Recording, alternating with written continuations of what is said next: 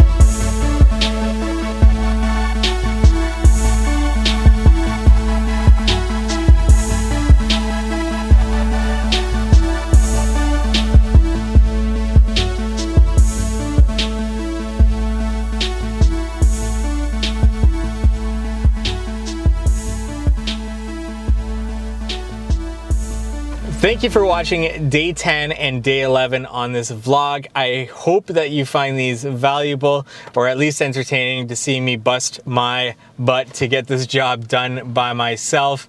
It's been quite a ride so far on this job. We are coming up to our 15 days of getting this installed, so it's starting to get to the point where we need to get moving on this and getting things done, but I'm happy with the progress being that I'm by myself on this job.